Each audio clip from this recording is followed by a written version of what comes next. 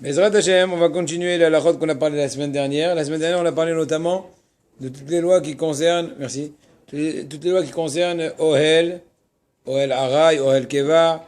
Donc, c'est mettre en place espèce de tente ou d'espèce de ce qui ressemblerait à une tente de façon provisoire ou de façon kvoa, c'est-à-dire de façon un peu plus fixe. C'est un peu la halachot qu'on a parlé au rabat. Voilà. Maintenant, je voulais rajouter deux petits points qu'on a parlé la semaine dernière, qu'on n'a pas répondu. Maintenant, on va répondre. Premièrement, on s'est posé la question suivante, laquelle on a dit dans l'histoire d'une bâche. Imaginez-vous, j'ai une espèce donc de cour avec donc qui est découverte. Et quand il fait chaud, je tire une espèce de bâche qui va se dérouler sur un cadre en bois, etc., histoire de faire toiture. Contre le soleil, contre la pluie, contre la rosée, j'en sais rien. Donc on a dit que ce serait interdit Shabbat de l'ouvrir à zéro, à moins qu'au préalable, avant Shabbat, il était déjà ouvert un tefah, dit déroulé 8 cm, puisque tu ne fais qu'un rajout, et de façon provisoire, c'est permis. Puisque toute l'interdiction de faire un ohel, une tente, c'est interdit à la Torah que quand elle est fixe, dit Ohel Keva, tente fixe. Là, c'est une tolada, c'est une dérivée de bonnet, c'est une dérivée de la construction. Mais dans le cas où c'est Aray, quand cette tenture, cette toiture, ou appelez ça comme vous voulez, cette espèce d'ombre que je me fais, alors elle est, comment dirais-je, provisoire, c'est interdit que quand tu la fais à zéro. Quand tu la montes complètement le Shabbat. Mais quand au préalable avant le Shabbat, tu as fait, comment dirais-je, un tefar déjà ouvert, espèce de début de Ohel, déjà 8 cm qui était au préalable ouvert, ce n'est qu'une tosefet, Ohel Aray, un rajout sur une base d'un Ohel et tout ceci, ce n'est que Aray, là il n'y a pas de problème. On s'est posé la question, quel est le cas, ou quel est le din dans deux autres cas pratiques. On va commencer déjà par la poussette d'un enfant. Alors, est-ce qu'on a le droit de déplier, on va appeler ça comme ça, de déplier le petit espèce de protection, comment on va appeler ça? Gagon. Voilà, le gagon, donc espèce de petit toit qui est, espèce de parasol au-dessus de l'enfant. Réponse, voilà. C'est bien clair que si il est pas du tout ouvert, et plus que cela, il est même couché, parce que vous savez qu'il y a plusieurs genres de gagon. Comment on dit gagon en français? Non, forcez-vous. Moi, je pense que c'est capote. Voilà, très bien. C'est une capote. Voilà, une espèce de couverture, vous avez compris. En tant que, voilà. Alors, dans ce cas-là, alors comme ça. Si elle est complètement, comment dirais-je, pliée, non, pliée et aussi couchée. Ça dépend, il y a des landaux, il y a des poussettes, il y a des trucs. Là, c'est sûr que personne ne te permettra de l'ouvrir le Shabbat, étant donné qu'on ne peut pas considérer aucun espèce de début qui a été fait avant le Shabbat. Mais quand elle est pliée en accordéon, ce fameux toit d'enfant, de la poussette, quand il est plié, et dans la largeur de cet accordéon, il y a 8 cm, c'est une discussion. Il y en a qui disent que c'est permis parce que c'est une espèce de début. Quand bien même on a dit que quand la bâche elle est enroulée, elle s'appelle pas l'épaisseur de la bâche enroulée un début, parce que ça s'appelle pas un début, c'est la bâche de côté. Mais quand elle est déroulée, ou à la rigueur, selon certains décisionnaires, quand elle est en accordéon, ce sont de façon pas trop technique, c'est un peu archaïque. Au contraire, on va considérer ça comme un début. La même chose pour l'accordéon de l'enfant. Mais donc ils disent que non, que même quand il y a une épaisseur de 8 cm de l'accordéon de l'enfant, eh bien, il faudra au préalable, avant le Shabbat, ouvrir 8 cm vraiment déplier une petite étape de ce gagon. Autrement, le Shabbat, tu touches pas. En résumé, par rapport à ce qui couvre l'enfant, espèce de toit qu'on met au-dessus plutôt qu'on déplie au-dessus de l'enfant, comme ça. Si la fameuse protection, elle est vraiment couchée, c'est sûr que c'est interdit de l'ouvrir. Si elle est ouverte au préalable 8 cm, vraiment dépliée 8 cm, tu peux ouvrir et refermer à volonté, mais à condition que chaque fois que tu ouvres et tu refermes, toujours tu laisses la base de 8 cm. Maintenant, si par contre elle est, certes, elle est pas couchée, elle est debout, de façon qu'elle fait un peu protection, mais elle est vraiment fermée, toute l'accordéon, Est-ce que cet accordéon, quand il a 8 cm, il est considéré comme un début pour te permettre à l'ouvrir, à le refermer le Shabbat? C'est une mahloquette. Alors on va dire, il semblerait, mais il y en a qui sont ma'amirim. Ça c'est un. Deuxièmement, on va parler de ça tout à l'heure, mais j'ai déjà anticipé cela. Auparavant, je vais faire la bracha. Baruch ata Adonai Eloheinu melech ha'olam shehakol nihya bidvaro. Merci. Au préalable, je voudrais rajouter un autre détail très important, ou plutôt la deuxième question qui s'est posée. On a des fois un store, on va appeler ça un store, n'est-ce pas? Un store, un rideau, qu'on fait monter ou qu'on fait descendre par une manivelle ou par une espèce de corde, comme à l'époque, etc., etc. D'accord? Quand je dis ça, parce qu'aujourd'hui, il y a malheureusement des fois dans des hôpitaux, trucs, des fois, ou même dans des maisons, des trucs avec un bouton électrique. C'est sûr que c'est interdit. On n'en parle pas. C'est sûr que c'est interdit. Donc, ça, c'est pas le cas. Mais dans le cas où c'est manuel, alors, la réponse est que c'est permis à volonté de l'ouvrir complètement et de le refermer complètement. Le Shabbat même. Pourquoi? A priori, la question se pose. Il n'y avait pas un début. Il n'y avait pas un début. Donc, comment Shabbat tu fais? Alors, encore une fois. Si c'est une espèce de store ou un PSA de espèce de, ouais, d'accord? Comment c'est en France? Store. Ouais, Trissim. Non, ouais, le trissim, là où c'est Ouais. ça. Oui, mais oui, mais c'est volé avec rideau, quoi. Un rideau. Un rideau qu'on fait descendre. Je sais. Ouais, d'accord, vous avez compris. Ok. Si les deux côtés, c'est beaucoup plus facile puisque tu ne fais pas de toit. Mais là, on parlerait même à la rigueur que ça serait une espèce de store qui est au-dessus de ta tête, comme les voitures décapotables, etc. Vous avez compris. Donc tu refermes, c'est au-dessus de la tête. Bon, je parle pas de la voiture, mais je parle juste pour l'exemple. Vous avez compris. Dans ce cas-là, alors, ça serait permis à volonté. Pourquoi? A priori, ce n'est pas qu'un rajout. Tu ouvres à zéro, tu fermes complètement, tu ouvres complètement. Réponse, étant donné qu'il y a un système qui est au préalable déjà prêt, système mécanique certes, encore une fois pas électrique, c'est permis, tout comme la permission d'une porte. Ai-je le droit de Shabbat d'ouvrir et de refermer la porte de ma chambre où je dors? Oui. Comment est-ce possible? A priori, tu fais un rajout à une construction fixe. Tout ce qu'on a permis, c'est rajouter à une base de construction qui est temporaire. Comme l'histoire de la vache qui est un peu ouverte, tu continues d'ouvrir tout ça, c'est temporaire, c'est permis. C'est un rajout et temporaire. Mais faire un rajout de construction fixe, dire voilà mon mur, il y a un trou au milieu, dit l'entrée de la porte, je ferme la porte, j'ouvre la porte. Mais quand bien même que le rajout il est peut-être temporaire, on va appeler ça comme ça, mais c'est quand même un rajout à une base importante, à une base grave qui s'appelle une construction fixe. Donc comment est-ce possible que c'est permis? Réponse, étant donné qu'il y a la porte est faite de telle sorte, il y a des joncs, il y a des ports, une poignée, donc au préalable c'est voué à être ouvert et fermé, donc même quand elle est fermée, tu n'es pas considéré à aucun moment ayant ajouté la construction. Quand tu ouvres, ça ne veut pas que tu as détruit la construction. Tu as juste tout simplement ouvert et fermé une porte qui est, comment dirais-je, une porte à coulisses. La même chose ici aussi, avec le store. Étant donné qu'il y a un certain système mécanique avec la manivelle, ou j'en sais rien, comme à l'époque, ça s'appelle la manivelle. Ouais, etc., etc. Donc c'est permis. Vous avez compris? J'ai répondu aux deux questions de la semaine dernière et même plus. Avec Tzmada. Sauf qu'on pourrait prendre l'argumentaire pour la bâche toujours par rapport à la poussette. C'est aussi, vu que c'est voué pour et que c'est pas permanent, je vois pas pourquoi on arrive à faire sans aucun problème une différenciation pour le store et pas pour la poussette. Je comprends. Il faut réfléchir encore. Mais en tout cas, les halachas, comme je l'ai dit.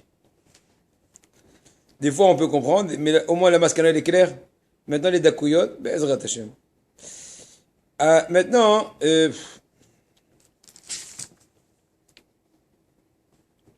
est-ce qu'on a le droit de détruire le Shabbat?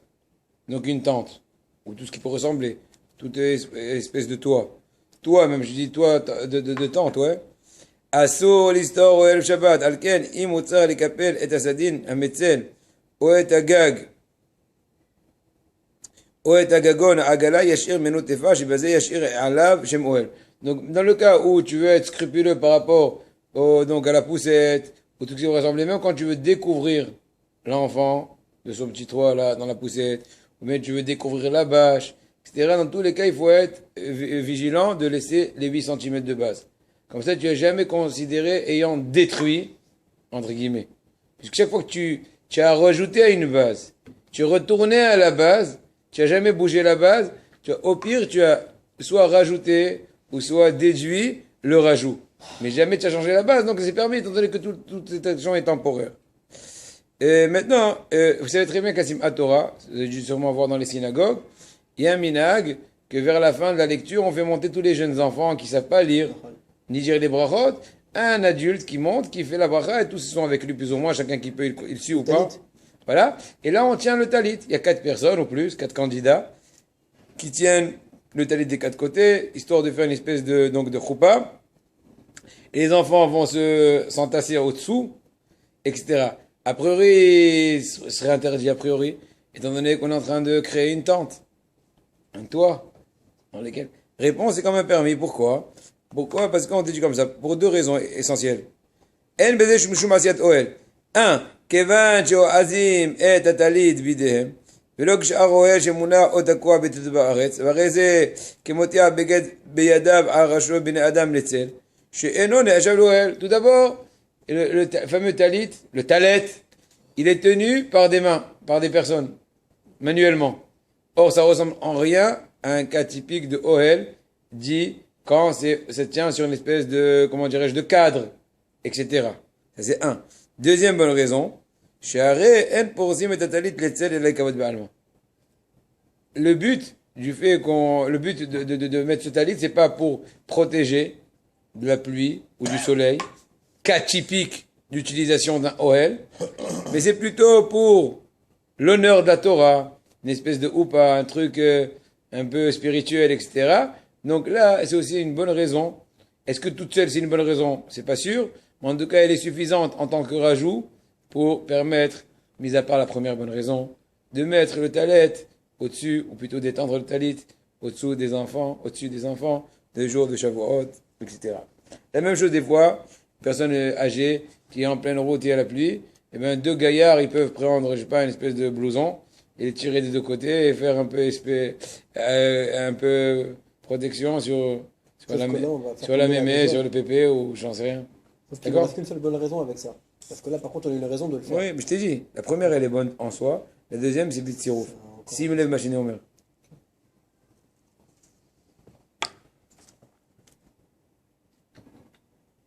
La même chose, des fois, on fait un minyan dans une cour découverte et au milieu, une petite rosée. Alors, on a aussi d'appeler 2 candidats, d'attraper en l'air le fameux talit ou un fameux habit. On va dire un habit parce que talit, c'est pas très cavote. Un habit, afin que les gouttes de pluie ne vont pas abîmer le Sefer Torah, pour les raisons précitées. Maintenant, un parapluie. Ouvrir un parapluie. Alors, tout d'abord, je vais mettre en évidence, même ceux qui permettent, est-ce que vous êtes prêts à m'écouter, chers amis? Virgule. Même ceux, et 20. Mais Théiré, ça continue. Tu parles avec moi, Dan. Même ceux qui permettent, quand le parapluie il est plié, il est en accordéon, ou plutôt je corrige, la bâche accordéon, vous vous souvenez?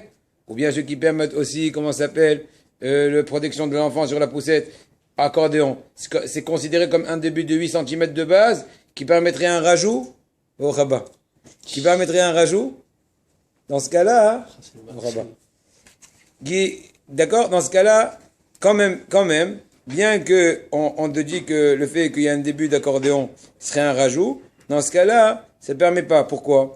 Parce que le cas du parapluie, faites attention, avant que tu l'aies pris avec ta main, il vaut rien. Qui donne raison, qui donne un vrai but de protection contre la pluie, contre le soleil? Vous savez qu'il y a des endroits aussi, en Chine ou j'en sais rien, en Japon, ils se baladent avec des parapluies contre le soleil. Des parasols, quoi. Parasoleil. Parapluie, il y a parasoleil, peu importe, c'est para quelque chose, mais un truc habitatif. Donc toute action que tu fais pour te protéger, pas une action d'honneur. Action d'honneur, on a dit qu'il y en a qui permettent, comme l'histoire de la Houpa. Alors c'est interdit. Donc je répète et je réexplique. Même ceux qui te diraient que quand il y a un début de bâche qui est en accordéon, c'est considéré comme un début de 8 cm de Tefar, et que Shabbat, j'ai le droit de continuer à l'étendre temporairement, dans le cas du parapluie, même si on imaginerait qu'il y a une espèce de début de 1 Tefar, d'abord c'est pas vrai, pratiquement, parce qu'il n'y a jamais une épaisseur de 8 cm. C'est tout en boule. Si tu fais bien le parapluie, tu as peut-être 3-4 cm. Une seconde. 3-4 cm. Ça c'est 1. D'accord? Donc même si ça, mais même sans cela, même comme ce qu'il a dit Maxime, imagine le parapluie était ouvert, avant Shabbat complètement. Mais il était sur le sol, n'est-ce pas? Ouais? Exemple, je vous raconte. Et le Shabbat, je vais le prendre. Alors attention, sortir avec Shabbat dans Reshut Harabim, etc. Il y en a qui interdisent vis-à-vis du problème de Hotza'a, etc. Maintenant, tu es dans ta cour. Truc privé, aucun problème ni de... On va pas parler du problème de Mouktsé, imaginons que tu as pensé à l'utiliser, etc. Aucun problème ni de Mouktsé ni de Hotza'a. Mais le fait que tu mets en place, entre guillemets, de par ton action, tu as soulevé avec ta main ces fameux parapluies ouverts par terre, tu les mets sur ta tête, c'est sûr que c'est interdit dans tous les avis. C'est quoi comme Elacha, pardon? OL Araï. OL Araï. Tu as érigé, on dit. Ou tu as érigé, tu as mis en place une espèce de tenture. Bien que c'est temporaire, mais puisque tu l'as mis en début, tu l'as mis en place à zéro. Je répète, Dan, une dernière fois. Bien que le parapluie, de façon, comment dirais-je, potentielle, était complètement prêt, n'est-ce pas? Qu'est-ce qui manquait pour le mettre en fonction? Une petite action qui s'appelle comme ça, hop. C'est tout. Oui, mais ce début-là, qu'il était déjà ouvert et prêt à consommation, il est fictif. Il est zéro. Pourquoi? Parce qu'il n'y a jamais eu un début réel de toi de 8 cm. Donc, au contraire, c'est comme si qu'à zéro, c'est pas comme si, on te considère qu'à zéro, tu as mis en place un OL. Or, puisque c'est pour le but de, comment dirais-je, contre la pluie, etc., que ça, c'est interdit. Maintenant, la question se pose. Les mains, une seconde. Maintenant, la question se pose, et j'attendais que vous posiez la question, vous n'avez pas posé la question. On a dit tout à l'heure, je suis déçu là. Oh, je suis déçu. Il y a une question que je devais me poser, t'es tellement mes poules pas, laquelle? Laquelle, dis là, vas-y, voilà. C'est que, encore une fois, pourquoi pour le parapluie on dit c'est mieux, donc c'est Bichlal interdit, alors que pour le parasol, le store... Ah non, c'est pas ça. Non, Aouda, ça y est, t'es sémisé. Ah oui, pour toi c'est pareil, Kvodara. Non, une seconde, c'est pas ça. Ouais, c'est ça. Je voulais pas que il faut dire ce que je voulais que tu dises. Alors je l'ai pas dit. Je rigole. Écoute, non, je rigole. Non, je veux dire une autre évidence. Un autre point important. On a dit, ça fait exactement 2-3 minutes, que quand ils montent à la Torah, les enfants, le jour de Simchat Torah, il y a 4 gaillards qui attrapent le talit, et donc c'est permis. La raison essentielle que c'est permis, étant donné que cette tenture, dit le talet, elle est faite manuellement. Elle est tenue pas par un cadre. Donc c'est vraiment pas, ça ressemble en rien au El Keva. Donc comment tu veux faire une xéra à tout au El Keva? Donc la même chose se pose ici aussi. C'est une espèce de parapluie, une espèce de tenture qui est dépendante de ton action physique. Donc quelle est la différence? Réponse. Et tu dis comme ça. Le parapluie est fait pour ça. Voilà. Très bien, c'est la réponse.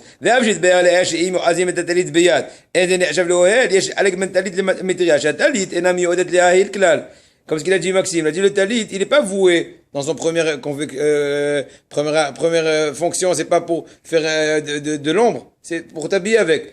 De façon aléatoire, de façon provisoire, de façon un peu archaïque, tu l'as utilisé pour un toit, on te permet. Étant donné que c'est pas le vrai but, et étant donné que c'est manuel, on va appeler ça comme ça, le soutien est manuel, on va dire comme ça, pas avec un cadre, c'est permis. Mais là, dans le parapluie, quand bien même le soutien est manuel, mais étant donné que ce qu'on appelle le parapluie, ou dit le parasol, tous les paratonnerres, appelle ça comme tu veux, dans tous ces cas-là, c'est sûr que c'est interdit midera banane, même s'il était ouvert par terre, le fait que tu le lèves. Mais dans le cas du parasol, imaginez-vous, vous connaissez très bien une espèce de socle, avec un parasol bien encastré, et le Shabbat, tu l'ouvres pour truc. Alors, encore une fois, c'est interdit d'ouvrir Shabbat. Pourquoi? Parce que avant que tu l'aies ouvert, il n'avait pas 8 cm. Même si tu mets ta tête au-dessous, tu n'auras pas 8 cm de protection. T'es d'accord avec moi? Il est bien fermé en tout cas. Effectivement, s'il est semi-ouvert, comme des fois je vais pas dire à la piscine, c'est pas gentil de dire ça. Bon, comme dans ton jardin, des fois il est à moitié ouvert, il y a des degrés. N'est-ce pas? Il y a des degrés. S'il est à moitié ouvert et tu continues de l'ouvrir, ou même quand tu veux le retrécir, tu retrécis en laissant un minimum de cercle de 8 cm à la ronde, etc., de toiture, c'est permis. Le même principe. Vous avez compris, Rabotaï, comment le même principe, on peut jouer avec 10 000 cas de figure. Le tout, c'est de connaître exactement l'essence des choses, et en fonction de ça, essayer de développer, ou de dénouer tous les cas pratiques qui peuvent se présenter le Shabbat. Maintenant, est-ce qu'on a le droit d'ouvrir Shabbat un lit? Il y a un lit, donc, il y a 2 lits qui sont embriqués l'un dans l'autre. Maintenant, il y a un qui, est-ce qu'on, alors, réponse, muta aliftoa mita mitkaperelet olania raglaim ve'alea plata shel shul'an. Donc une espèce de cadre. Espèce de cadre. Vous suivez, chers amis? Espèce de cadre. Et comment ça s'appelle? Comme deux tréteaux, très bien, merci. Et tu mets dessus une espèce de planche ou de plaque pour faire une table. Est-ce qu'on a le droit? Réponse, on a le droit. Ah, a priori, automatiquement, on va se créer au-dessous de ce que tu as fait, une espèce de toiture. Tu peux mettre tes chaussures ou j'en sais rien dessus. Et comme une espèce de petite chambrette. C'est permis étant donné que tu n'as aucune intention et que c'est pas vous à ça. Je répète. Puisque tu n'as aucune intention de créer une espèce de tenture en bas des tréteaux. De par la jonction des tréteaux plus planche. Ouais, pour faire la table. Tu n'as ni intention et ni ces voies, cela, donc c'est permis. La même chose, tu veux t'amuser le Shabbat, bien que je pense que dans ce deuxième cas, il y en a qui sont mahmirim. En tout cas, lui permet. Lequel? Tu veux mettre 4 livres. 4 livres, voilà, et je mets un 5e dessus. Ça m'amuse. J'ai le droit ou pas? Il dit oui, pourquoi? Étant donné que tout ce qu'ils ont interdit à Ramim, de mettre en évidence, C'est pas bonnet. tout ce qu'ils ont interdit à Ramim de faire des me'itzot, avec un gag, c'est quand il est mishtamesh dessus. Mais là, puisqu'il n'est pas mishtamesh, aucun intérêt, c'est permis. Là aussi permet de mettre une houpa les kavod. Kavod, c'est pas un rav, un admour qui va venir. Un grand rav qui va venir, on lui fait dans la cour, bien sûr sans taper des clous ni rien. On essaye d'attacher comme ça, de façon aléatoire, lui permet. Puisque, encore une fois, quand elle n'est pas faite pour protection contre le soleil, le kavod, c'est pas une belle mappa avec j'en sais rien, il permettrait selon cet avis-là. C'est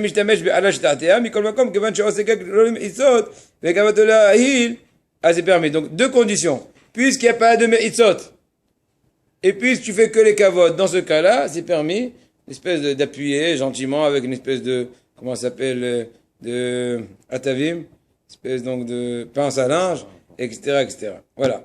Maintenant, vous connaissez le sobrero? Sobrero. C'est le chapeau des Mexicains, qui fait 4 mètres à la ronde. Ouais? Très bien. Donc, il dit, est-ce qu'on a le droit, Shabbat, de mettre un chapeau avec des bordures dures? Si les bordures, elles sont, comment dirais-je, souples, comme la majorité des chapeaux, pas comme le mien, mais il y a un peu chapeau melon. Bon, en tout cas, il y en a qui sont, donc, vous avez compris. Donc, là, c'est permis. Mais là, même dans le cas où les bordures sont dures, comme plusieurs chapeaux, comme ceux des Rabbanim surtout, comme les Hambourg, etc., il te dit quand même permis. Ben, encore une fois, si le chapeau, il a des parois, comment on dit parois? Une largeur, dans les parois du chapeau. Ouais, le tour. Shulaim. Le contour. Le contour. Si le contour, il est moins de 8 cm de largeur, comme le petit chapeau français là, c'est sûr qu'il n'y a aucun problème.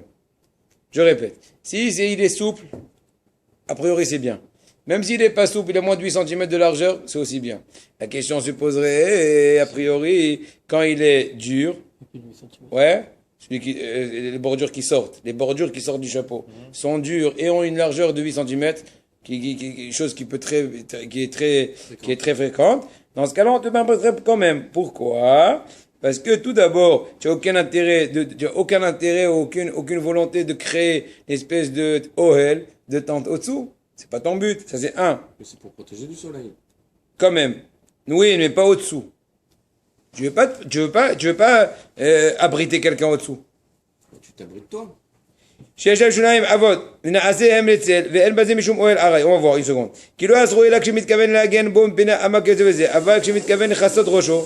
Non, véritablement, ceux qui mettent le chapeau, effectivement, si l'intérêt essentiel, comme tu dis, c'est peut-être problématique. Mais en général, personne qui met un chapeau, c'est un habit religieux, on va dire comme ça. Ouais, une espèce d'habit religieux. Il est large pour faire beau. C'est plus beau large que... Parce que je sais pas, les rebords courts, ça fait un peu gros. Ça doit faire grossir. J'en sais rien. D'accord? C'est OL, moutar. Bien que automatiquement c'est OL, il te dit puisque tu n'as pas d'intérêt et que c'est pas fait pour ça, encore une fois, on te dit que quand t'as pas d'intérêt, très important de se rappeler cette généralité, quand t'as pas d'intention spécifique de profiter d'au-dessous de ce que tu mets, de espèce de toi, alors c'est permis tant que tu n'as pas fait Arba Me'itzot. Si c'est Arba Me'ita de Ohel, même si tu n'as pas l'intention, puisque c'est Raoui, c'est un problème. Mais dans ce cas-là, c'est permis. Ve'od. Ça veut dire celui qui, s'il pleut, Ouais.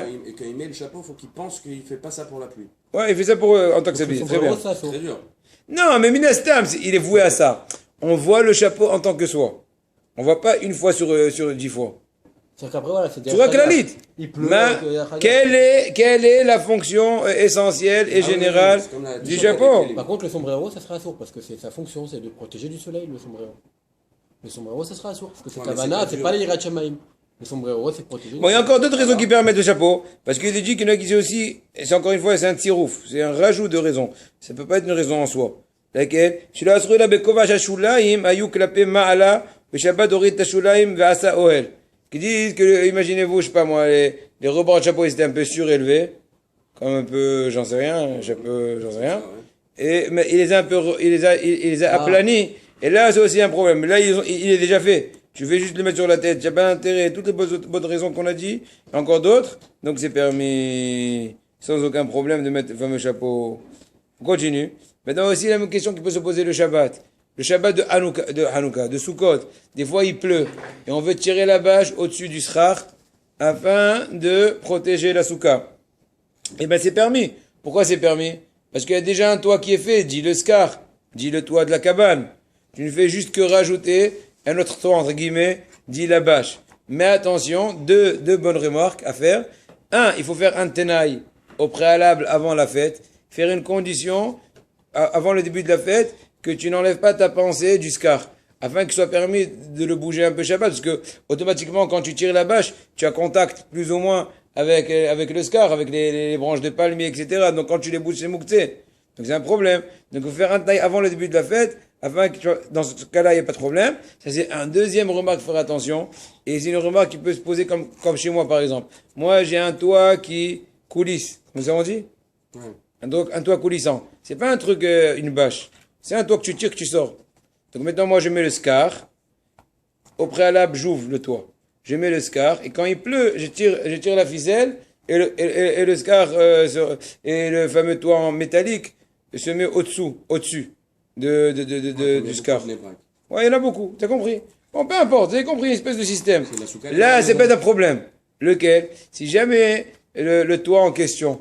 Parce qu'en général, les bâches, ils épousent le scar. Ils se mettent au-dessus vraiment. Mais là, dans ce cas de ces toits, des fois, il y a une espèce de 8 cm entre le fameux cadre métallique, toit métallique, et le toit de la cabane qui est au-dessous. Dans ce cas-là, c'est possible que tu vas créer une espèce d'espace de 8 cm. Ça peut être une she'ela. Donc là, il faut déjà réétudier le cas. Il faut que ça soit carov. En fait, il faut que ça soit samoud. Donc, Voilà. ça, vous êtes en train de dire. Ou moins de 8 cm. Ou moins de 8 cm. Voilà, moins de 8 Qui n'est pas halal shmoné. J'entends. Maintenant, un cas qui peut aussi se poser, lequel, des fois, il y a une poignée d'une porte d'une maison qui est un peu mal attachée, mal posée. Ouais, et des vis qui sont tombées. Alors, quel est le din? Dis comme ça. Maintenant, j'ai oublié de dire, on a passé deux caps. On a fini Ohel, Bonnet, Soter, en tout cas des cas généraux. Maintenant, on va parler de Tikkun Kelim. Tout ce qui est réparation ou Xéra, de peur qu'ils viennent réparer des Kelim. Donc, c'est Makeba Patish. Makeba Patish, et donc, c'est la dernière Melacha, si je me trompe pas. Laquelle? C'est quand on fait une dernière touche. Si je me trompe pas, on a fini les 39 Melachot, en tout cas, en vol. Non, il y a encore Mechabé, mais encore quelques-unes quand même. Oui, mais sinon après, c'est Otsa'a, après on va pas, bon, il y a encore quelques-unes quand même. Mais en tout cas, tu connais, il y a encore quelques-unes, mais plus courtes, a priori. Tu connais Kelim, c'est quoi? Kishem Shazur la Azir Delet Limkoma Mishum Bonnet, car Asur Litko Ayadit Badelet. Premièrement, de même que c'est interdit de remettre une porte en place. Parce que ça s'appelle que tu fais un rajout. Tu fais un rajout à une construction fixe. Attention. Rajouter à une construction, comment dirais-je, qui n'est pas fixe, qui est temporaire, comme l'histoire de la bâche qui est déjà ouverte 8 cm, tu ne fais que la détendre plus, c'est permis, puisque c'est temporaire, puisque c'est un rajout. Mais puisque là que c'est fixe, tu mets la porte en place, la porte de la chambre en place, c'est sûr que c'est interdit, la même chose, même si la porte est déjà en place, mais tu vas, comment dirais-je, mettre en place la poignée de la porte, c'est sûr que c'est interdit, c'est une espèce de rajout de construction qui est interdite. Mais si c'est une yadid, une espèce de poignée qui n'est pas bien attachée à la porte, imaginons, c'est un peu comme ce qu'on a dit, dévissé, etc. Et de temps en temps, elle sort et on la remet, bon, on joue un peu avec le temps de réparer l'histoire, eh ben, est-ce qu'on a le droit de la remettre le Shabbat? Réponse, alors on dit comme ça. Si tu as une autre possibilité avec une espèce de couteau, j'en sais rien, de mettre dans le carré là, du loquet, j'en sais rien, de la languette, etc., avec la carte télécarte, télécom, et toutes les techniques que vous connaissez bien, là c'est permis. Alors, il vaut mieux passer par ce processus. Mais si c'est difficile, alors tu peux remettre, mais attention, remettre de façon, comment dirais-je, légère. Comment on dirait fouilla? Ne pas remettre de façon forte. Faire très léger, histoire de faire le minimum pour ouvrir. Parce que attention, si tu remets fortement, tu vas sur Issour de Tosefet Binyan, chez Mishmo. Ça fait des années que j'allais comme ça, ma porte de la salle de bain, et que j'avais même pas pensé à un Au problème. qu'il pourrait y avoir. Voilà. Incroyable. Donc tu vois que ça a valu le coup, que tu viennes et que tu écoutes tous les shiurim. Jusqu'à aujourd'hui, j'ai écouté de moi au moins 60 shiurim, au moins. Rien que pour ce shiur-là. 60 plus. Au moins. Plus. Je dis J'ai même pas 60, pensé que ça pouvait comme les poser un 60 problème. livres, comme les 60 traités du Talmud. Vaïter, chers amis, on continue la Torah d'Israël. Aïe, aïe, aïe, aïe. Maintenant, est-ce qu'on a le droit, chers amis, Dan, j'ai une question à un champion. À Hazara, Delet Aaron, est-ce qu'on a le droit de remettre une porte à un armoire? Une armoire? Une armoire. Bah non. Non. C'est-à-dire, on l'avait enlevé au préalable. Et ils l'ont enlevé au préalable. Réponse, s'il y a une porte d'un armoire ou tout ce qui peut ressembler à une armoire qui a été, qui a été donc démontée avant Shabbat et tu veux la remettre Shabbat, c'est interdit Bah, bien sûr, c'est interdit. de peur. C'est pas une Tu, chose faite. oui, très bien, bonne question. La réponse est, non, il pose une bonne question. De peur que tu viennes Shema Yavolit Koa Be'ozka Vit Ayushum Make Bapatish. De peur que tu viennes à remettre la porte fortement. Et là, tu transgresseras le Issour Makeba Patish. Makeba Patish est toute action de finition. On a déjà expliqué dans le trapèze, c'est quoi Makeba Patish? Traduction littérale de Makeba Patish. C'est quand tu frappes avec le marteau. En d'autres mots, c'est les dernières Spectacle touches. de marteau. Voilà, dernier coup de marteau pour faire la cafetière. Ou, c'est le cas typique, ou tout ce qui peut ressembler dans l'essence des choses. D'accord? Donc c'est histoire de remettre la porte. Donc, Hagbat Van Machat Stander. Vous connaissez qu'il y a une table d'études. Tu connais les standards? C'est quoi les standards? Tu connais les tables d'études dans les yeshivot? Comme ça, une petite table, tu viens, je peux te les montrer. Voilà, une petite table comme ça. C'est pas une table en fait, ouais. Comment on dit en français? Je sais pas. Un pupitre, afek. Voilà, un pupitre. Mais des fois, il y a une espèce de vis et tu peux lever la hauteur, descendre la hauteur. En fait, c'est sa coulisse, quoi. Vous avez compris. Est-ce qu'on a le droit de jouer avec sa Shabbat ou plutôt d'utiliser ce processus Shabbat? Réponse est permis. Peneshikar Darko Beshimush. Et là, on n'est pas gozer, on n'est pas oshesh. On craint pas le fait que tu risques d'être tokéa, d'amener, j'en sais rien, une perceuse et faire entrer, je sais pas, un vis dans le processus pour bien attacher. Étant donné que ce système-là de tu visses, tu descends un peu, tu revisses pour fixer, ou tu relèves, ou tu redescends, ces voies-là, c'est permis. Comme les chaises là. Oui, ici, mais des là. fois ça sort. Alors si ça sort tiré avec votre arabe, on n'a pas le droit de le remettre. C'est possible. Ah, voilà. Tout le rond là. Ouais, le rond, parce que quand ça sort. On C'est pourra possible. de- שכל דבר שאין צורך לגבורה או אומנות בעשייתו, אין בזה שום תקן כללי. Il y a un grand yesod qui ramène ici, au nom du Ramban, du Rashba, du Ritva, du Meiri, du Ran, etc., qui dit que toute chose qui n'a pas besoin de gvura ou de umanut, ni de force, ni de, comment on dit umanut, être artisan pour faire la chose là, il n'y a pas d'issur tikkun keli. En tout cas, il s'appuie sur cet avis-là, dans ce cas de question, d'autant plus que là, c'est vraiment un système qui est déjà prêt. Tu fais juste que jouer avec. Maintenant, il te fait une remarque très importante. בהלכה קודמת, אף שגם שם אין צורך לגבורה ואומנות כדי לעזירה, בכל זאת אסור לעזירה מסיבה ארץ שמא יתקע. C'est-à-dire, il faut faire une différenciation entre le cas de remettre la poignée et le cas de rehausser le pupitre. Pourquoi? La poignée, tu mets de la gvoura aussi pour la mettre bien.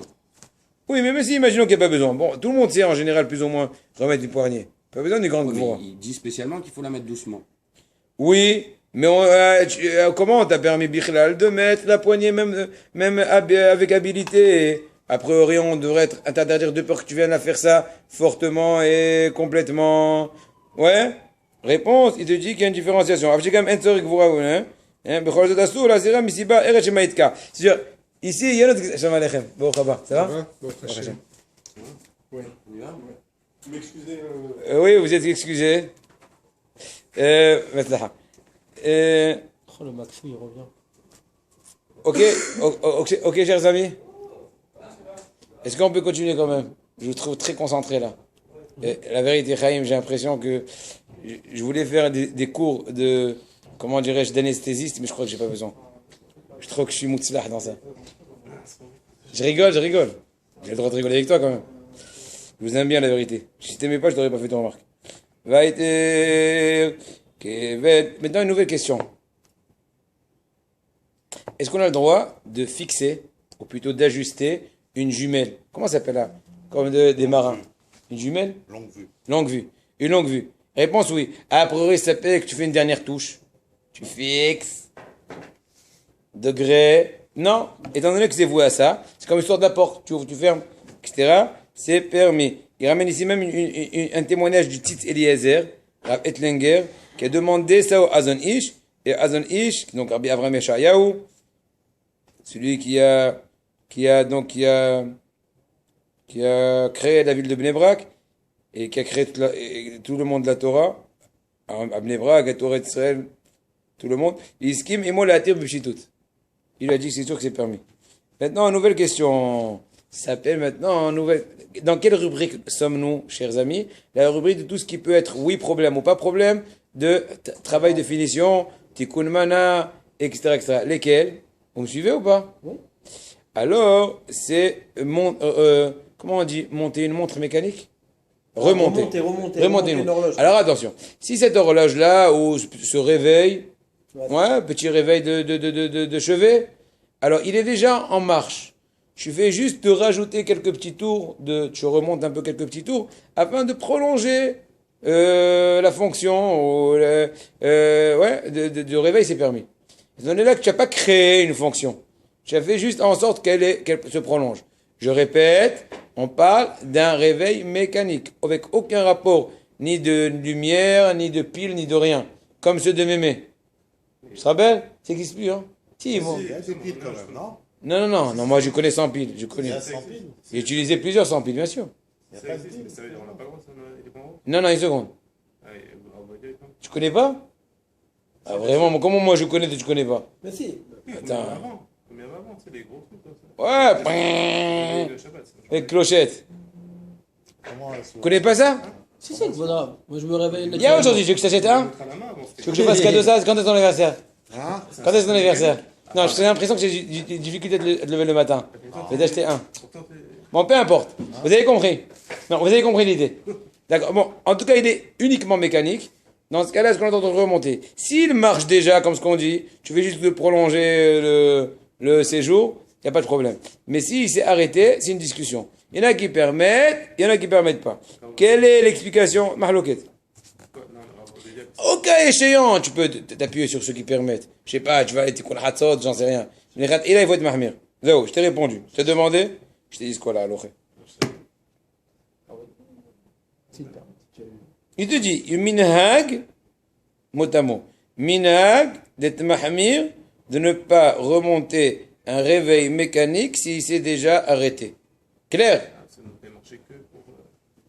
Je t'ai dit. Maintenant, quelle est la mahloquette? Ceux qui disent que c'est interdit, mais t'as qu'un clé. C'est comme si tu confectionnes, entre guillemets, ou tu mets en fonction, tu mets en route. Le réveil, jusque-là, il était à zéro. Il ne marchait pas. Donc, c'est une espèce de confection du cli. Et quelle est la vie, quelle est la raison de ceux qui permettraient oui? Puisque quand tu remontes, c'est pas Ma'ase Oman. C'est quoi Ma'ase Oman? C'est pas une action d'artisan.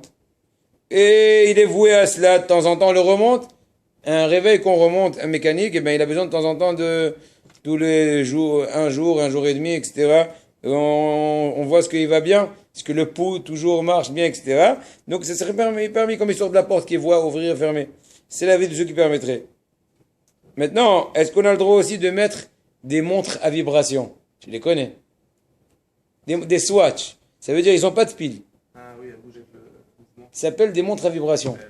Attends, vous m'étonnez là, j'ai l'impression de venir de Vénus. Ouais. Je vous parle de Mémé, vous connaissez pas. Je vous parle d'Oji, vous connaissez pas. Où vous êtes, à quelle époque? Au 18e? Avec le pouls, ça marche avec le pouls. Pas avec le pouls. Quand tu bouges, tu fais en sorte qu'il y ait une espèce de système, j'en sais rien, électrique, j'en sais rien, qui recharge la batterie de ta montre. Zéro. Ça s'appelle en français les montres à vibration. Tu peux appeler ça en un autre mot, appelle ça comme tu veux. Les Swatch ou ce que tu veux. Ok? Ah, pas le swatch. D'accord. Yeah, non. C'est pas grave. Alors, on a le droit. Voilà. On a le droit. Pourquoi? Pourquoi Rolex? Bah Pourquoi? ouais, Voilà. Je le fais. Est-ce que t'as pas réussi à ton mariage? Si je la laisse, elle s'arrête. L'école, j'ai qu'un, j'ai mouta, la anode. Oui. Pourquoi? Encore une fois, parce que tu n'as pas d'intention à cela, et c'est psychologique de l'onial, etc.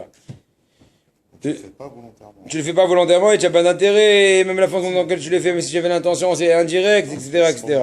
Allez, on va faire encore une ou deux à la route, et on vous libère. Le matin, on a le droit. Ah, ok, Sharon, est-ce qu'on a le droit de régler une montre Shabbat?